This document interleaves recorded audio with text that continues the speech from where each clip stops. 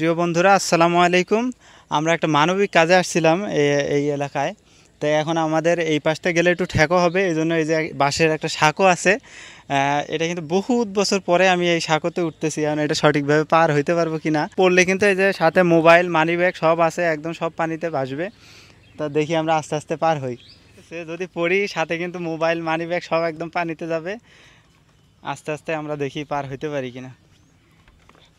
ভালো লাগতেছে, এই যে পানির স্রোত যাইতেছে এমনি, ভালোই লাগতেছে। আমরা কিন্তু ওই পাশতে যাইতে পারতাম গাড়িতে, আমরা এই পাশতে ঠেকো, এই জন্য এই পাশতে বাঁশের এই সাঁকোটা পার হইতেছি, নিজেদের কাছেও একটু ভালো লাগতেছে। দেখো আস্তে আস্তে আসো, পরে যাও না আবার।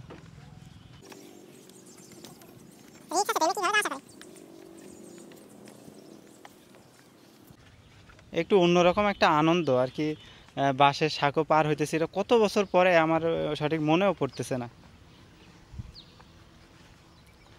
এরকম বাঁশের শাঁখও কিন্তু ওই যে কুমিল্লা এলাকায় দেখা যায়, এটা আমাদের যশোরে খুব কম।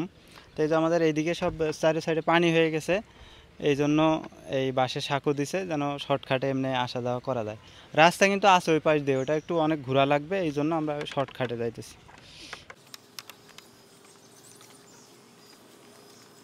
না, আমি তো মনে হয় এমনি বাঁশ ছাইড়া দিয়ে হাইটে যাইতে পারবো।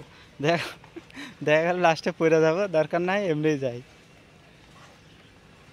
এই যে পানি, কত সুন্দর পানি, একেবারে পানির স্রোত যাইতেছে।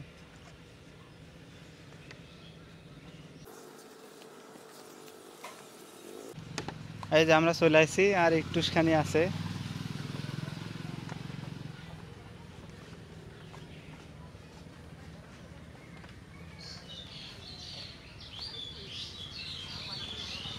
রিক্স আছে, অনেক রিক্স আছে, পড়ে গেলে ভিজা লাগবে।